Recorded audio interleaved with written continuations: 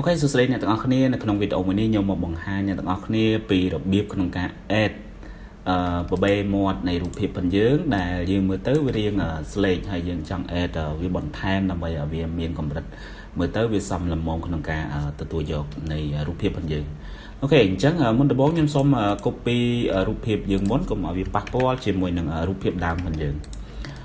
បន្ទាប់មកទៀតយើងចាប់ផ្ដើម select ជាមួយនឹងបបេមាត់របស់យើងយក tool selection នេះមកអូខេយើងយក tool selection មកយកទី2 quick selection ហ្នឹងមក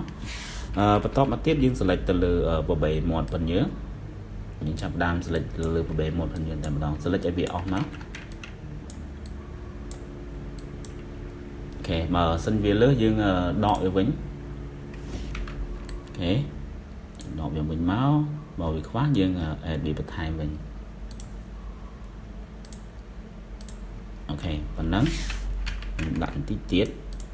អូខេឲ្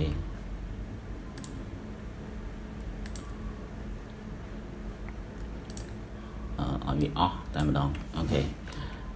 ប៉ុណ្ណឹងអញ្ចឹងពេលយើង select ជាមួយនឹងបេមាត់នឹងរួចរាល់ហើយយើងចូលទៅកាន់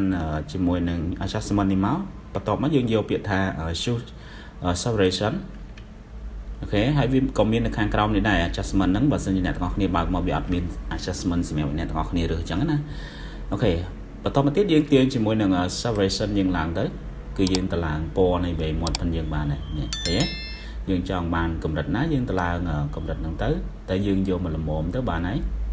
ខ្ញុំយកប៉ុណ្ណេះហើយខ្ញុំសុំដកវារៀងកម្ៅបន្តិចអូខេប៉ុណ្ណឹងហើយបើសិនជាអ្នកទាំងអស់គ្នាចង់បដូរផ្លាស់ប្ដូរពណ៌អ្នកទាំងអស់គ្នាអាចចូលទៅកាន់នេះបានយើងចូលទៅទាញវាទៅពណ៌ខាងលើហ្នឹងយើងចូលទៅផ្លាស់ប្ដូរវាមកនេះឃើញទេអូខេឃើញទេអញ្ចឹងខ្ញុំយកក្រហមធម្មតាបានហើយបន្តមកទៀតយើងចូលទៅកាន់ color ផងយើង mouse ស្ដាំទៅលើ color ផងយើងហ្នឹងមកហើយយើងយកពាក្យថា blending option ដើម្បីសេរីកន្លែងបបេមាត់ហ្នឹងឲ្យវារៀងស៊ីគ្នាបន្តិចយើងចូលមកខាងក្រោមនេះអូខេយើងមើលខាងក្រោមនេះសិនយើងចូលមកខាងក្រោមនេះហើយយើងចុចAlt ឲ្យជាប់ដើម្បីបំបែកកន្លែងពណ៌ខ្មៅនេះវាទៅជា2ដើម្បីងាយស្រួលក្នុងការទាញឲ្យវា blend គ្នាបើសិនជាយើងអត់បែកវាទេពេលយើងទាញទៅគឺវាចេញមកបែបនេះឃើញទេវាទៅបែបហ្នឹងណាវាដាច់ទាំងពណ៌ក្រហមដាច់ទាំងពណ៌ពលឺផងយើងផងដែរអូខេអញ្ចឹងយើងបំបែកវាជា2មកដើម្បីវានៅរក្សាពលឺហើយនឹងរក្សាពណ៌ផងយើងបានល្អពេលយើងបែកប៉ុណ្ណឹងគឺបបេមាត់វាស៊ីជាមួយនឹងសាច់ផងយើងណាអូខេខ្ញុំយកប៉ុណ្ណេះអូខេឥឡូវខ្ញុំទាញពលឺនឹងតម្លាក់តិចមើលអូខេអត់ទេខ្ញុំយកប៉ុណ្ណឹងអញ្ចឹងបន្ទាប់មកខ្ញុំคลิก OK មកគឺរួចរាល់ហើយអូខេអញ្ចឹងនេះជាវិធីសាស្ត្រទី1ហើយក្នុងការ blend គ្នាវាមានតែប៉ុណ្ណឹងហើយបើសិនជាអ្នកទាំងអស់គ្នាមើលទៅវាខ្លាំងពេកអ្នកទាំងអស់គ្នាអាចលុបឡើងនឹងចេញឬក៏លុបម៉ាស់នឹងចេញទៅយើង add ម៉ាស់មួយទៀតក៏បានយើងលុបម៉ាស់នេះចេញយើង add វាបន្ថែមមកហើយយើងម៉ាស់វាអូខេ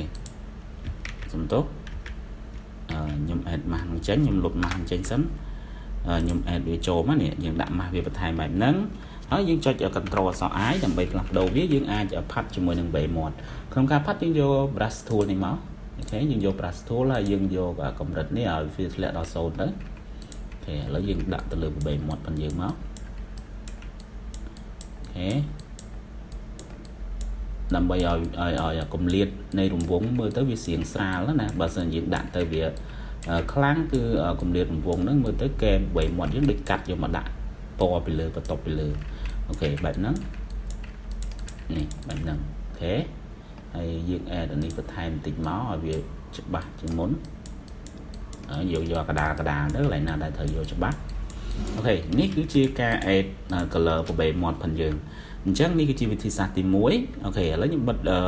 កន្លែង color ហ្នឹងចេញដើម្បីយើងធ្វើវិធីសាស្ត្រទី2វិធីសាស្ត្រទី2ផងខ្ញុំចូលមកកាន់ layer ទី1ដដែលបន្ទាប់មកទៀតយើងចូលទៅកាន់ filter ហើយយើងប្រើប្រាស់វាក្នុងការដូរពណ៌នៃបបេមាត់ផងយើងជាមួយនឹងកាមេរ៉ាRAWដោយសារតែវិធីសាស្ត្រទី2នេះគឺភាគច្រើនកាមេរ៉ាRAWផងបងប្អូនផងយើងគាត់អត់ទាន់បាន update ថ្មីគឺវាអត់មានចំណុចមួយហ្នឹងគឺចំណុចមួយនេះគឺយើងចូលទៅកាន់កន្លែង marking នឹងមកហើយវានឹងបង្ហាញកន្លែងនេះគឺ people មានន័យថាកន្លែងមនុស្សផងយើងគឺយើងអាចសេរីនឹងស្បែកឬក៏សេរីទៅលើភ្នែកឬក៏សេរីទៅលើបបៃមាត់អីទៅតាមដែលចិត្តយើងចង់សេរីបានអូខេចាំបន្តិចទៅឲ្យវាដើរអស់មកនេះវាចេញមកហើយវាដាក់ថា person 1 បើសិនជាមានរូប2គឺដាក់ person 1 and person 2អូខេអញ្ចឹងខ្ញុំចុចទៅលើនឹងមកវានឹងបង្ហាញពីនេះអូខេវាបង្ហាញសក់បបៃមាត់ភ្នែកអីចឹងទៅស្បែកមនុស្សអីចឹងទៅអូខេអញ្ចឹងយើងត្រូវការតែបបៃមាត់ទេយើងចុចទៅលើ lip អូខេយើងចុចទៅលើ lip បន្ទាប់មកយើងចុចពាក្យថា create អូខេបបៃមាត់យើងពណ៌ក្រហមដោយសារតែវាជាប់ select លើនេះយើងដាក់ពណ៌ក្រហមណាអញ្ចឹងខ្ញុំសូមដោះ select នឹងចេញដើម្បីកុំឲ្យពណ៌ក្រហមនឹងវាញ៉ៃញ៉ៃបន្ទាប់មកទៀតយើង scroll វាចុះមកក្រោមមកអូខេយើង scroll វាចុះមកក្រោមបន្ទាប់មកទៀតយើងអាចទាញជាមួយនឹង saturation យើងឡើងបានណាឲ្យពណ៌បបៃមាត់យើងឡើងកាន់តែខ្លាំង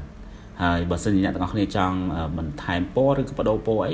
ឬក៏អ្នកទាំងអស់គ្នាអត់ពេញចិត្តពណ៌ហ្នឹងអ្នកទាំងអស់គ្នាអាចផ្លាស់ប្ដូរពណ៌វាបានអូខេតែដូរមកល្មមទៅ